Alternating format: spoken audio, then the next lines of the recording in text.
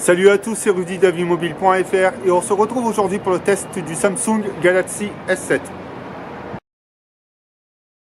Donc avant de commencer cette vidéo, petite rectification, c'est le S7 Edge et non le S7. Donc on peut commencer avec le déballage. Donc le S7 Edge, ici dans la boîte nous avons le socle où se trouve le smartphone, ici le guide de démarrage rapide, etc. et le petit outil pour le lecteur SIM et carte SD. Ici, le câble USB, l'adaptateur Quick Charge, voilà. Ici, un petit outil qui est sympa de la part de Samsung. En fait, cet outil permet de pouvoir échanger des données ou même recharger un autre smartphone. Et ici, nous avons le kit piéton, voilà, qui est dans une boîte et c'est vraiment sympa aussi. Le smartphone dont on va faire le tour tout de suite, dont on ne présente pas, un écran 7,5 pouces, des bords incurvés, bouton on-off sur la droite, volume haut, volume bas sur la partie gauche. Ici, le standard d'empreinte qui sert de bouton home avec l'accès rapide à l'appareil photo, voilà, en cliquant 2 fois dessus. Nous avons également sur le bas le port micro USB, donc Quick Charge, qui peut donc se recharger de 60% en 30 minutes. Voilà, ce qui est vraiment pas mal. Ici, la prise jack sur le bas, la sortie audio également. Et sur le haut, nous n'avons plus le port infrarouge. Voilà, ça a été enlevé. Sur le dos, nous avons ici la marque Samsung, le capteur de 12 millions de pixels, le flash LED, les petits capteurs, voilà, pour l'application Elf de Samsung.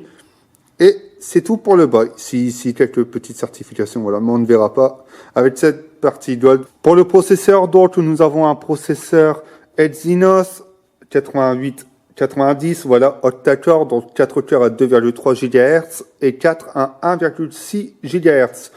Pour la mémoire de stockage, nous aurons 32 et 64 Go, plus 200 Go extensibles via micro SD. Nous avons également donc le Quick Charge 10, 60% en 30 minutes, une batterie de 3600 mAh et une certification IP68. Donc IP68, il est étanche et résistant à la poussière, donc étanche jusque 1,50 m. Mais 1,50 m, apparemment, certains tests disent qu'il dépasse légèrement les 1 m, mais qui ne va pas jusque 1,50 m. Des tests l'ont fait durer plus longtemps. Enfin bref, il résiste à l'eau, vous pourrez l'utiliser sous la pluie. Si vous prenez l'eau, vous n'aurez rien à craindre, voilà. Très beau design, voilà, c'est l'un des meilleurs smartphones que Samsung ait fait, on va pas se le cacher. Très bonne prise en main, c'est vraiment agréable, on a souvent les doigts qui frôlent un peu le rebord. C'est pas gênant sur cette version, voilà, les bords incurvés ont été mieux travaillés que sur le S6 Edge Plus, mais on sent toujours, voilà, ce petit rebord en aluminium qu'on ne ressent pas sur le S7, et pourtant sur le S6, on le ressentait également. Autre inconvénient, voilà, c'est les reflets que l'on voit sur le bord incurvé. C'est vraiment dommage parce que même lorsqu'on lit du texte où on a une page, ici on a un effet d'ombre. Vous voyez, c'est un peu plus forcé, mais aussi ça peut déformer certains icônes. C'est vraiment dommage parce que dans le fond, c'est un bon smartphone et également les traces de doigts, voilà, sur l'arrière. C'est rédhibitoire sur du verre comme ça. C'est protégé par du Corning Gorilla Glass 4 à l'arrière et sur l'avant. Mais dans le fond, voilà, c'est agréable à utiliser. C'est sûr, s'il y a une version à préférer, prenez plutôt le S7 Edge que le S7, mais sachant que si vous cherchez quelque chose de plus compact, ce sera plus le S7, voilà. Les couleurs sont excellentes, on a des blancs vraiment blancs, pas comme sur le S6 où ça tournait un peu vers le jaune, qui était le problème de la MOLED. Les couleurs sont toujours vives, c'est toujours agréable à l'œil nu, voilà, on va pas se mentir, un écran comme ça, c'est agréable pour regarder des films, etc. Voilà ce qu'il y avait à dire sur l'écran. Il n'y a pas de grand changement. Les fonctionnalités de l'écran incurvé, voilà. Ici, vous avez, je ne sais pas si vous allez voir, voilà. Vous voyez, juste ici. Et il n'y a plus qu'à prendre sur le bord pour afficher, voilà, les fonctionnalités et applications que l'on peut intégrer. Il vous suffit d'appuyer sur le petit plus pour ajouter une application. Modifier les fenêtres, voilà. On a plusieurs types de fenêtres. On a plusieurs types d'affichage, voilà. On a par exemple la boussole également. On peut mettre également la bourse, voilà, les messages et autres. Pour le moment, ça a été travaillé par la part de Samsung, c'est déjà un bon point. Mais au niveau utilité et autres spécificités, donc Always On Display sur l'écran, voilà, qui vous permet d'avoir des SMS et autres. Il faut aller dans les paramètres, voilà, pour pouvoir le régler. Donc affichage, voilà, nous avons ici Always on Display activé. Et pour l'instant, on a juste l'horloge, le calendrier et la galerie d'images à pouvoir intégrer. On a le style d'horloge aussi, voilà, que l'on peut modifier. Nous avons l'image d'arrière-plan également, vous voyez. Voilà, c'est bien, on peut customiser, mais à part les SMS, les appels et quelques notifications, voilà, il n'y a pas grand-chose qui va s'afficher dessus. Un peu dommage, en espérant que Samsung le travaille. Donc la photo, on va double-cliquer sur le bouton Home. Nous voici sur l'interface, donc rien ne change, voilà, globalement. Toujours les modes, voilà, incorporés. Comme le mode Pro, voilà, qui vous permettra de passer en mode manuel. Ralenti, photo virtuelle, voilà, hyperlapse.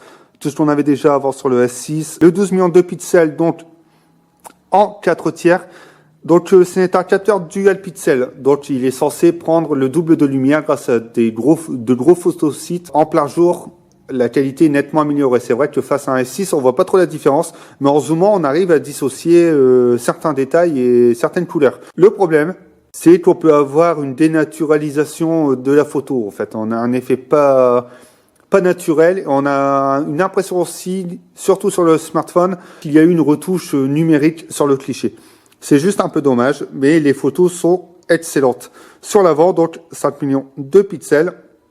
Donc voilà, on change pas, le capteur reste pareil. Ici, voilà quelques applications quelques modes qui sont compatibles également sur le capteur frontal. Voilà. Ça peut être pas mal, on peut toujours faire des selfies, voilà, en panorama. Ça peut être bien pour ajouter quelques personnes dessus et ce que ça intéresse. Donc, pour revenir sur ce capteur, voilà, j'ai fait une différence. Voilà, j'ai un LG G4 et j'ai pris quelques photos avec. Et clairement, je vais essayer de vous le montrer là. En basse luminosité, c'est sûr, on a une meilleure lumière. Voilà. On a quelque chose de plus clair, on a quelque chose de plus correct, mais voilà, l'autre problème, c'est que on perd du détail. Donc, je vais prendre cette boîte, voilà, je vais prendre la photo. Voilà, c'est fait. Je vais prendre mon G4. Voilà, je vais la remettre ici. Voilà. La photo est prise. Donc, attendez, j'inverse l'écran. Voilà. Donc, nous avons ici les deux clichés. Voilà. Vous pouvez voir, voilà, l'écran du S6 est de meilleure luminosité. Par contre, en zoomant, vous voyez, on commence à perdre du détail. C'est vraiment dommage. Par contre, sur le G4, voilà, on arrive à obtenir toujours quelque chose d'assez correct. Voilà. Donc, ça, voilà, vous voyez. Au niveau du détail, le G4 s'en sent peut-être un peu mieux. C'est vraiment dommage, en fait. Voilà. J'ai essayé aussi avec le S6 Edge Plus, voilà, que je n'ai pas en main. J'ai essayé et le S6 Edge Plus, S6 Edge et S6 s'en sortent beaucoup mieux également au niveau détail. Donc on aura moins de luminosité sur la photo, mais on aura plus de détails. Donc c'est un choix à faire. Voilà, soit vous restez sur le S6 parce que vous aurez plus de détails, moins de luminosité, si vous êtes fan de photos. Par contre, si vous avez un S5, c'est plus intéressant d'aller vers le S7. Voilà, au moins vous avez sauté une gamme et vous avez vraiment un smartphone récent. Grosse nouvelle fonctionnalité également, c'est le fait de pouvoir enregistrer, voilà, lorsque l'on joue. Donc voilà, Game Launcher, une application avait été lancée, voilà, dans d'autres pays. Elle est présente là à partir du S7. Donc voilà, on va activer. Donc là, voilà, j'ai autorisé. Voilà, donc on va attendre. Voilà. Vous voyez, une petite icône est apparue juste ici. Donc lorsque l'on appuie ici, on a plusieurs choix, voilà. Donc, on s'en fout. Voilà, je remets. Voilà, donc ici, on a le choix, voilà, pas d'alerte pendant le jeu, donc pour arrêter les notifications. Verrouiller l'application. On peut réduire la fenêtre du jeu, voilà. Donc, j'ai cliqué dessus, apparemment. Pas grand chose qui est apparu. Enfin, bon. Ah ouais, donc voilà, c'est apparu juste ici, voilà. Une petite fenêtre, voilà. Qu'est-ce qu'on a encore? Une capture d'écran enregistrée, et là on a les paramètres. Donc voilà, vraiment pas grand chose au final. Ça peut intéresser certains gamers, voilà, qui souhaitent screener leur écran pendant le jeu. Mon avis sur ce Galaxy S7 Edge. Donc, c'est un très beau smartphone. Voilà, on va pas se le cacher, c'est un smartphone très élégant, très classe. Voilà. Moi, je trouve en point négatif, c'est les traces de doigts, les problèmes sur l'écran, voilà, de reflets et surtout de mauvaise manipulation lorsqu'on a des icônes sur le rebord ou même quand on lit une page web, quelques lettres déformées et l'effet d'ombrage. C'est vraiment dommage. C'était bien retravaillé, voilà. Autre point négatif, TouchWiz, voilà. Je suis pas prêt à revenir chez Samsung parce que c'est fluide, ça a été amélioré. Il y a des fonctionnalités, mais pas intéressantes pour moi et parfois peut-être un peu inutile, donc je trouve que TouchWiz enlève pour remettre. En point positif, je donnerais clairement l'écran, voilà, qui a été amélioré, beaucoup plus lumineux. C'est vraiment un gros point. Le design, voilà, on va pas se le cacher, et la photo de jour. Donc la photo, je l'ai pas mis dans les points positifs ni négatifs parce que pour moi, la photo de jour est excellente, voilà, même si c'est un peu moins naturel.